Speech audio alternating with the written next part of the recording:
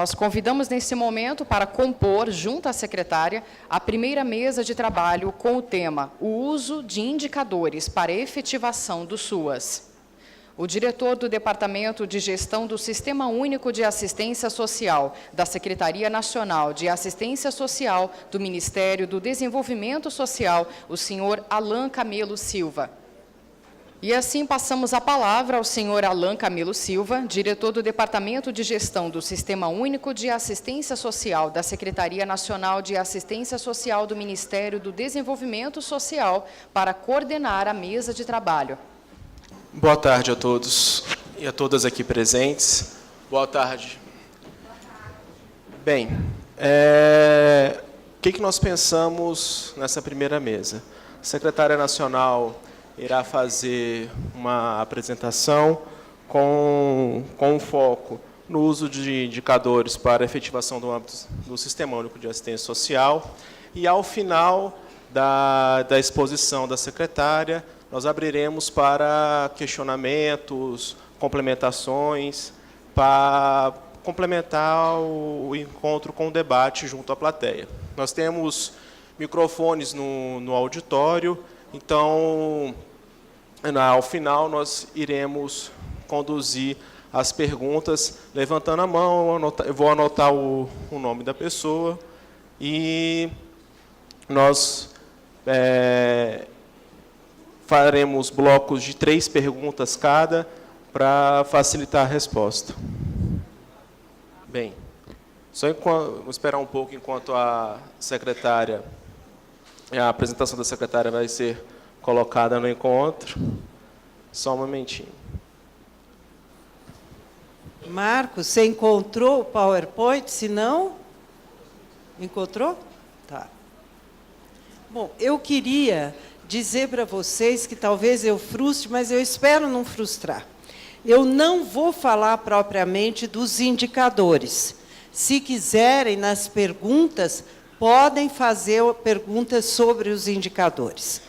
Mas eu preferi, já que era uma fala de abertura de um encontro sobre vigilância socioassistencial, problematizar ou refletir com vocês o significado de um sistema de informações, a importância dele para nós em termos de sistema único de assistência social. Então, a primeira coisa que talvez eu fale, enquanto eles estão colocando o PowerPoint, é dizer um pouco para vocês, problematizar isso.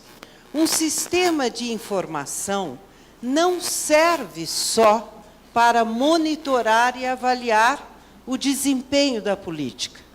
Ele é principalmente uma preciosidade como conhecimento apropriado pelo usuário.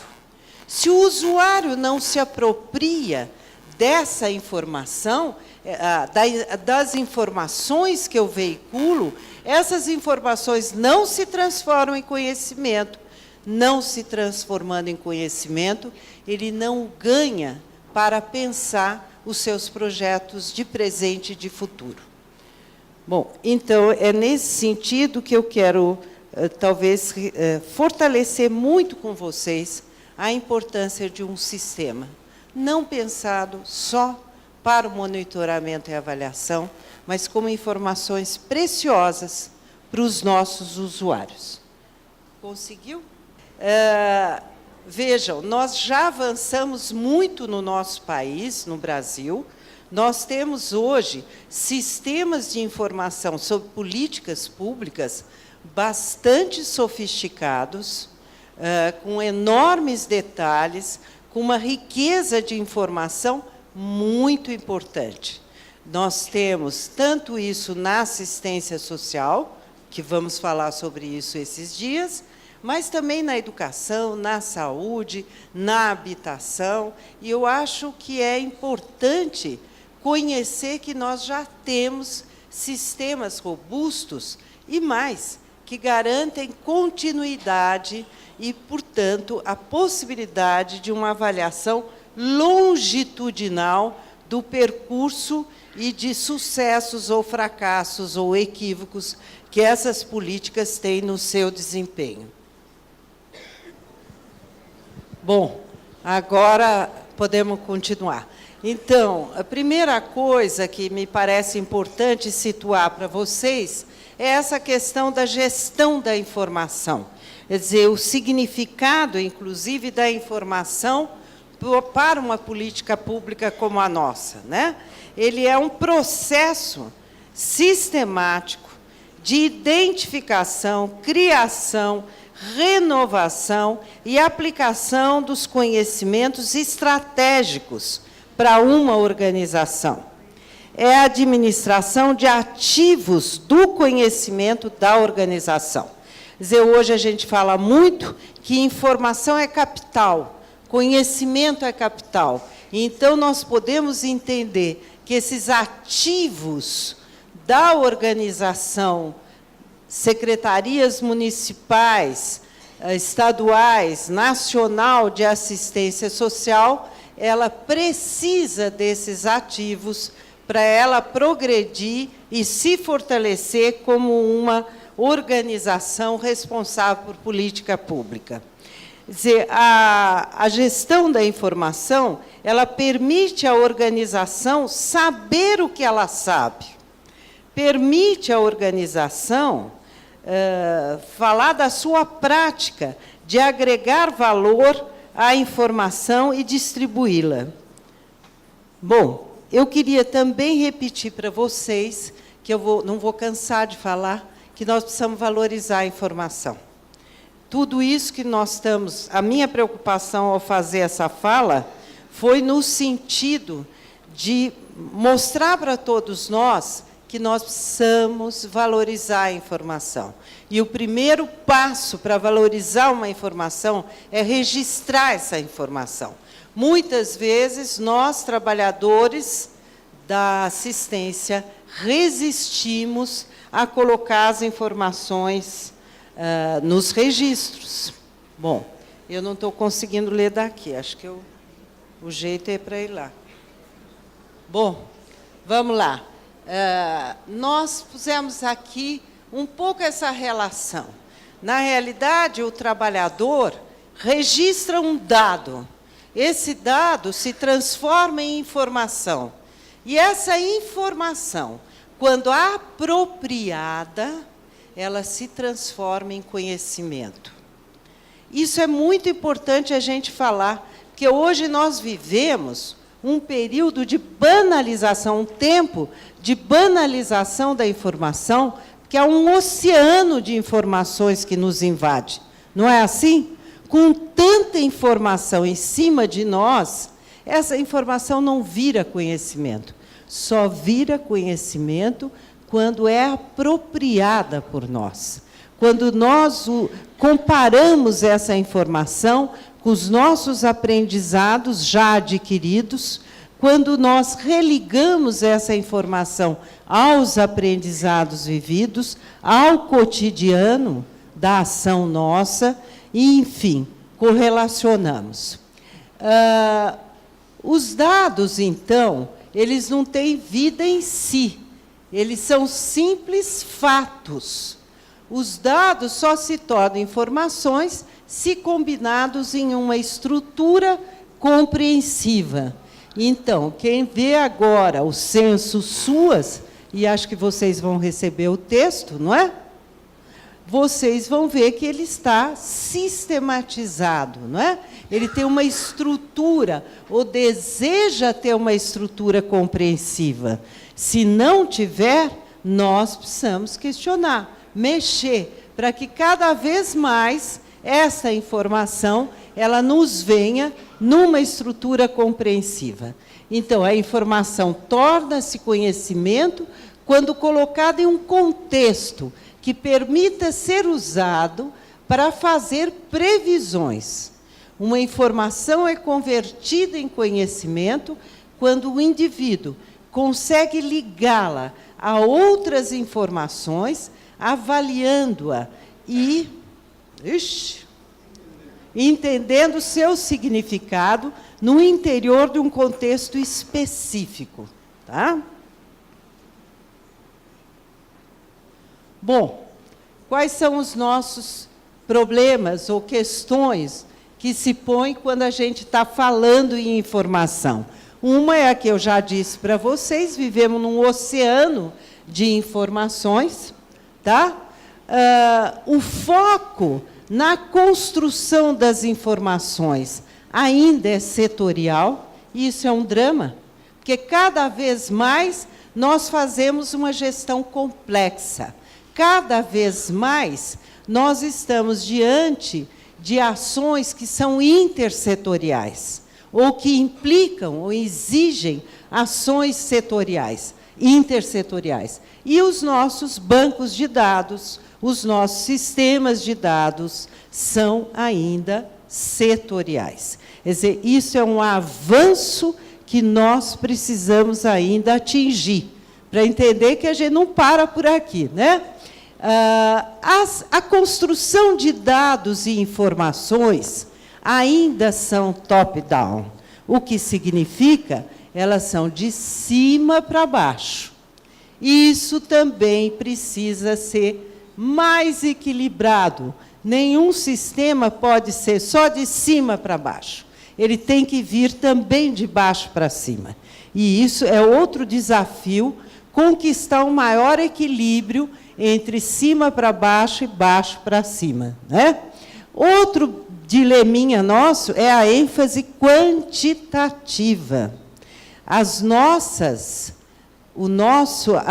avaliações são ainda muito econométricas, muito baseadas em estatística. Nós valorizamos dados concretos, não processos. Acontece que na assistência social, especialmente, eu lido com processos, mas processos também precisam gerar informações. Eu estava vendo um filminho, que eu não sei se está no site já do MDS, que é sobre o olhar social. Tem algumas reportagens lindíssimas. E uma delas é de um assistente social falando da sua ação no PAIF, o PAIF, a ação do PAIF. Então, ela vai dizer o que ela fez com aquela família, que morava no norte, numa casa de farinha, péssima qualidade de vida, precaríssima. Então, ela consegue, via a mediação desse assistente social, vamos generalizar, desse trabalhador social, ela consegue realmente uma outra moradia com qualidade, com vizinhança não isolada, inclusive.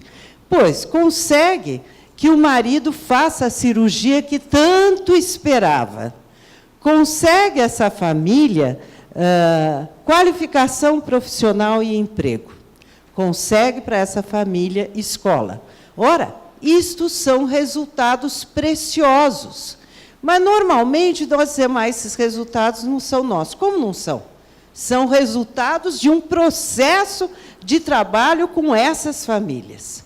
Então, como é que eu posso só quantificar? E como é que eu qualifico processos de ação, substantivos, geradores de resultados e processos que não geram resultado? Tá? Então, esta é a ênfase quantitativa, nós precisamos tomar cuidado. Com a ênfase quantitativa vem um outro problema, a ênfase de homogeneização, a tendência a homogeneizar. Então, eu pego a média do IDEB, né, do Índice de Desenvolvimento Escolar, no norte é tanto. Não é assim, porque não é com média que eu posso avaliar aprendizado. Não é com média que eu posso descobrir que novas tecnologias, estratégias, metodologias eu devo utilizar para que aquela criança ou adolescente aprendam. Tá? Bom, a outra questão é a cultura organizacional. Ela não promove o compartilhamento. Deixa eu dar uma paradinha. Vocês estão gostando dessa minha fala? Para refletirem? Boa. A gente... Não, porque senão eu parava, né? Dava para o Alain. Daí o Alain fala no quantitativo dos SUAS, índices de IGD, cadê o Marcos? Índices, e vocês vão adorar. Bom, não é que eu não adoro, eu adoro também, mas precisa pensar nisso. Olha, essa cultura organizacional, ela não promove o compartilhamento. É difícil a gente compartilhar, mesmo no interior da Secretaria Nacional de Assistência Social, porque a estrutura facilita o partilhar, não, o segmentar das ações em departamentos. Então, nós não conseguimos, muitas vezes, integrar, agregar dados, informações e conhecimentos que são necessários para todos.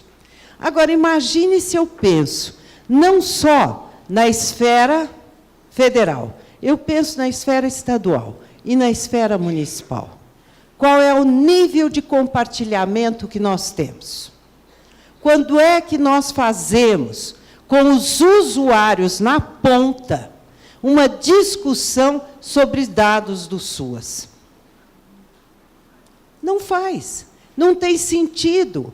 Quer dizer, por que não tem sentido? Deixa eu enfatizar uma coisa estratégica. A informação, quando partilhada com os usuários, refletida com os usuários, ela pode transformar-se em conhecimento. E conhecimento é emancipação, gente. É uma forma de emancipar. Não adianta eu falar, ele precisa de direito à educação, mas ele precisa entender como é que está no território a educação. Quantas crianças daquele território estão na escola? Quantos não estão? Quantos faltam? Se ele tivesse esses dados da ponta, grupo de usuários, poderia discutir melhor que estratégias para exercitar o controle e a participação na escola. A mesma coisa na assistência.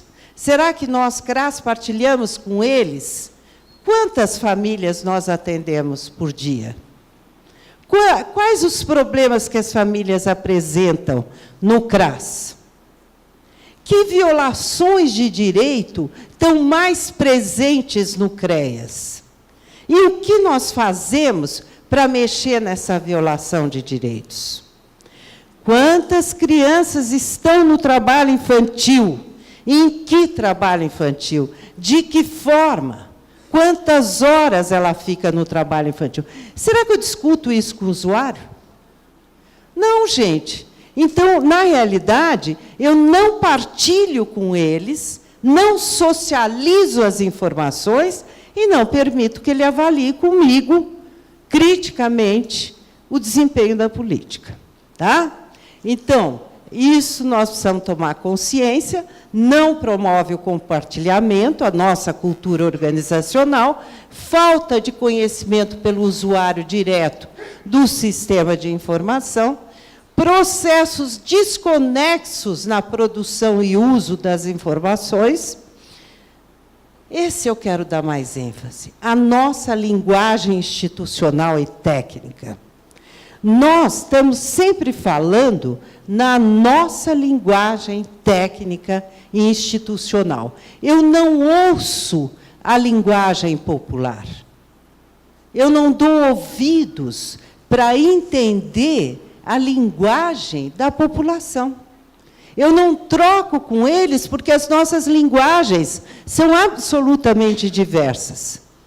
Eu estou falando A e ele está falando B. Por quê? Porque ele tem uma experiência de vida, um aprendizado vivido que dita para ele a forma dele avaliar os fatos e avaliar as informações. Se eu não troco com ele, dificilmente eu altero o saber adquirido que ele já tem. E não promovo que ele aumente o seu saber. Bom, a cultura institucional, que nós já falamos na abertura, de resistência no registro das informações. A gente fala que tem preguiça, a gente fala que tem desânimo, que essa informação não volta, não há devolutiva. E como não há devolutiva, eu não me sinto valorizado registrando lá no prontuário eletrônico, registrando no CAD SUAS, etc., etc. E vocês sabem que isso é perigoso, hein? Porque nós começamos Eu fiz questão de entrar nessa briga também, né, Marcos? Nós decidimos que o município que não passa informações, nós não vamos dar mais IGD suas. Não vamos. É uma barbaridade. Quer dizer, nós não exageramos assim. Eu que exagero, né, porque eu sou italiana.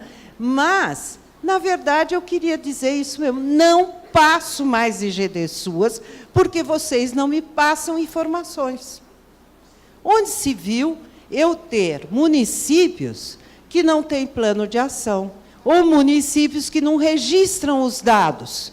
Eu não sei quantas famílias eles estão atendendo, quantos centros de convivência eles implementaram, quais são os resultados que estão atingindo. Isso tudo é importante, mas é importante ética e civicamente, não é só tecnicamente importante. É importante ética e civicamente. Para quê? Para que eu possa produzir, socializar informações e fazer devolutivas para cima ou de cima para baixo, mas precisa ter devolutiva, não é? Outra coisa importante é também um hábitozinho perverso que a gente tem tido. Eu entendo que o contexto atual brasileiro é um contexto, eu não posso xingar aqui, que fica feio para uma secretária nacional, ainda mais velha. Então, eu tenho que dizer, é um contexto turbulento, tenho que falar palavras bonitas, não é? Um contexto turbulento, onde estão acirradas as posições ideológicas de direita e de esquerda. Nós estamos até desesperados quem vai ganhar essa eleição, porque está tudo muito confuso, muito pulverizado, não temos dinheiro, os nossos serviços estão precarizados, nós temos tudo isso, gente. Mas nós também temos coisa boa. Então, é nesse sentido, eu estava numa conferência da ONU agora, que eu acho que é a Solange que devia estar comigo, para ver como é que ela ia se sentir nessa conferência. Eles fizeram uma reunião, não posso contar todos os atores, mas um eu posso. A Human Rights Watch, essa organização internacional, fez uma pesquisa aqui, com 19 instituições que acolhem pessoas deficientes. Então, eles publicaram, puseram fotografias lindíssimas da tragédia. Fotografias de tragédia. Eles demonstraram que nós, no SUAS e no SUS, não atendemos adequadamente as pessoas com deficiência. Que eles são segregados, isolados, em muitos casos encarcerados. Você concorda com isso, Solange? Bom, acha que... Acho que eles deveriam aprofundar a pesquisa. Obrigado. Eu acho, exatamente, eu acho que é uma questão ética e cívica. Eu apresentar a totalidade da fotografia. Eu não posso apresentar só um pedaço da fotografia. Eu não nego que possa existir mais em 5.000 instituições de abrigo. Eu fiz uma pesquisa em 19, não relato quem são as entidades pesquisadas, nós nem sabemos se é da saúde ou da assistência social, e não importa se fosse da saúde ou da assistência. Por quê? Porque a gente tem um compromisso com a lei brasileira de inclusão, a gente tem um compromisso de reordenamento da rede, nós já temos orientações delineadas de melhoria da rede, e já avançamos. Nós já temos muitos centros-dia, nós já temos residências, inclusive, famílias acolhedoras, inclusive para crianças com deficiência. Então, eu tenho que mostrar o todo. Essa é uma questão ética. Se eu não mostro o todo, eu estou fazendo política barata, eu estou fazendo perversidade, porque eu estou só denunciando, não estou construindo nada, eu só destruo. Ixi, dei sermão em vocês, né? Deixa eu mudar aqui, porque senão o Alain já briga comigo. Bom. Opa! Bom, agora vem, então, a dimensão sociopolítica dos dados. E, com isso, eu estou terminando. Aliás, deixa eu ver.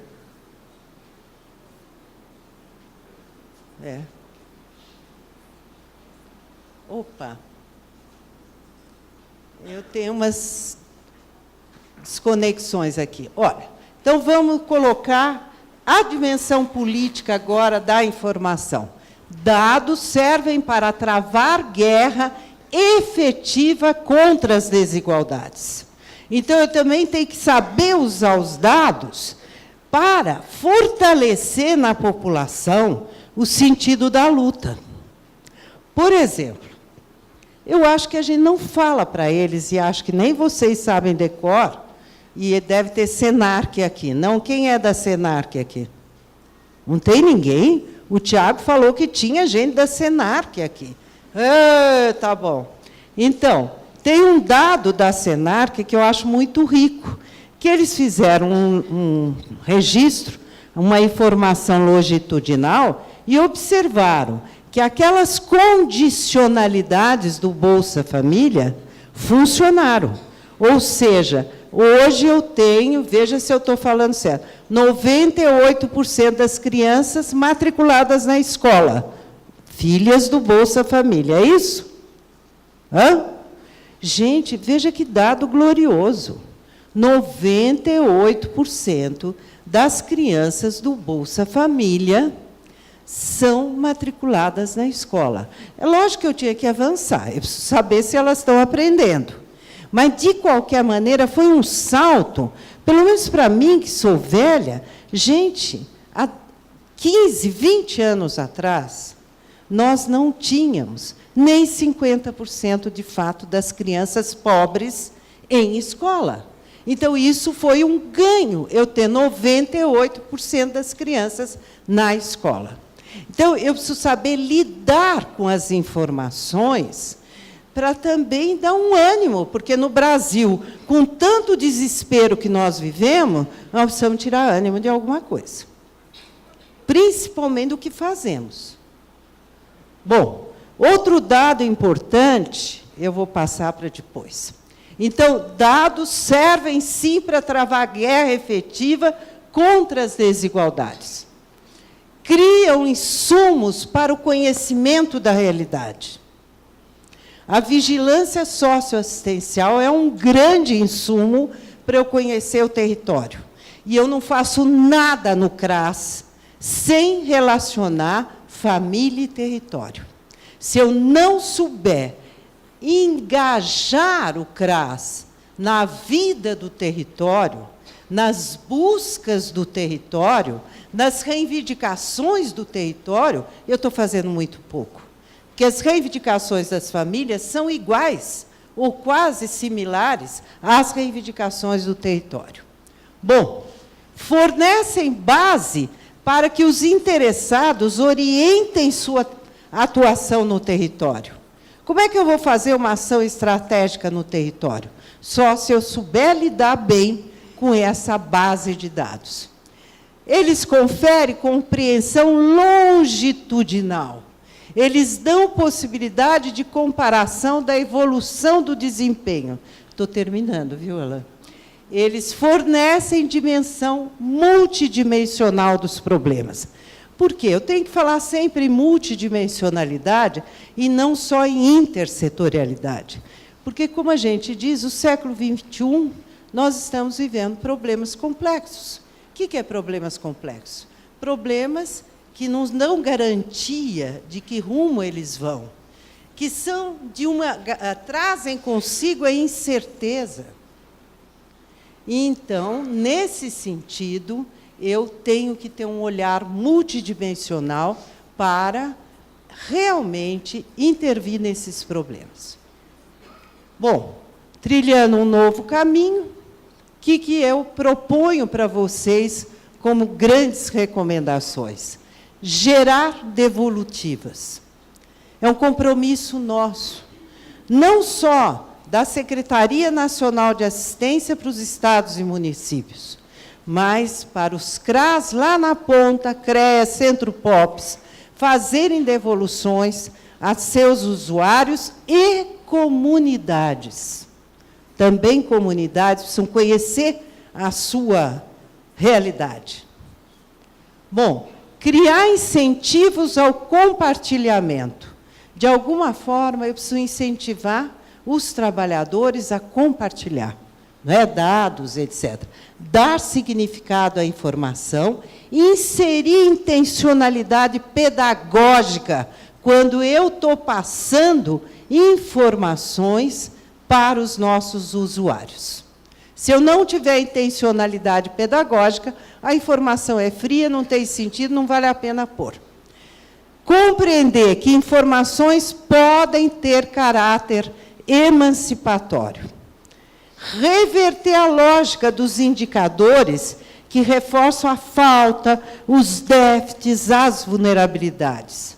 Nós temos um mau hábito também da mídia só falar das faltas, né?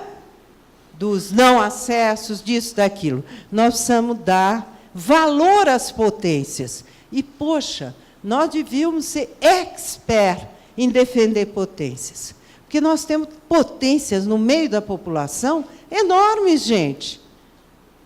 E nós não falamos disso.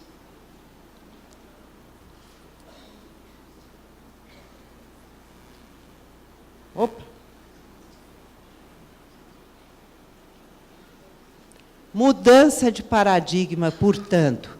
Eu desenvolver uma gestão da informação integrada em redes e descentralizada. Recolocar o quantitativo a serviço da qualidade do debate público.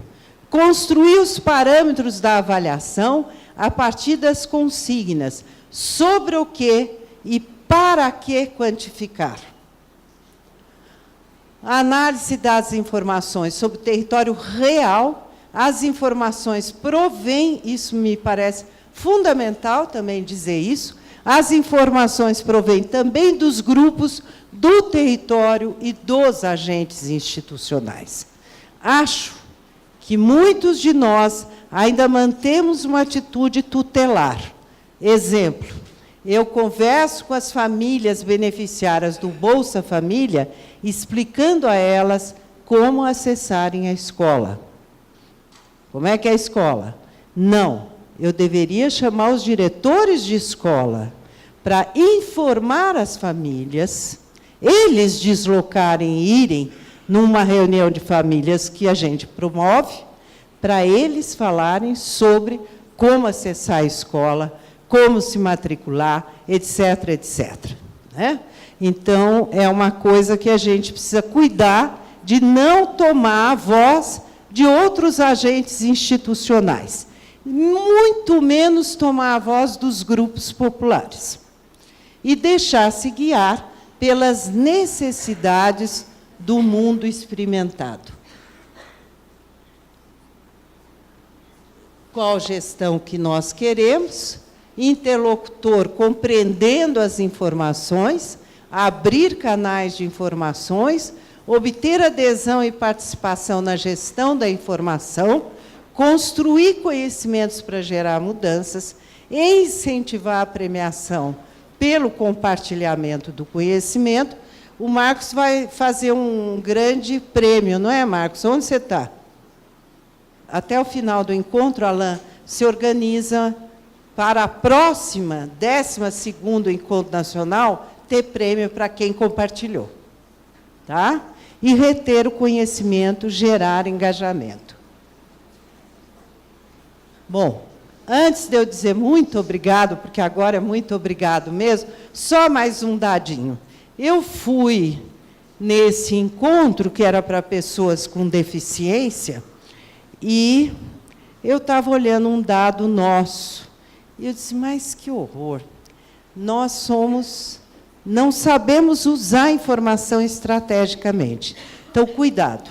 Lá estava no dado, para mim, para eu expor, estava assim, O Brasil tem 45 milhões de pessoas com alguma deficiência. Bom, então eu estou enquadrada, porque eu não enxergo sem óculos, certo? Tenho alguma deficiência. Mas quem é o público-alvo direto, nosso foco nas pessoas com deficiência? São aquelas que estão isoladas, são aquelas que não têm mais convivências ou grau de convivência, não têm autonomia. Portanto, são os grupos com deficiências mais severas. As deficiências mais severas representam 8% dos 45 milhões. Quanto dá, Alain? 8% de 45 milhões. Quanto dá? É menos de 10%, né? 8%. Hã? Dá 3.600.000 pessoas com deficiência severa. Então, veja, isso faz uma enorme diferença. Porque quando eu faço a relação, como estava no quadro, 45 milhões de pessoas com alguma deficiência e BPC para pessoas com deficiência, fica muito distante, porque eu estou atingindo 2,5 milhões de pessoas com deficiência no BPC. Agora, se eu falo entre as 3.600.000 pessoas com deficiência severa, porque esse é o foco do BPC, certo? Eu estou atingindo 2,5 milhões, fica factível eu lutar pela entrada de mais outros. Bom, gente, tchau, muito obrigada, hein?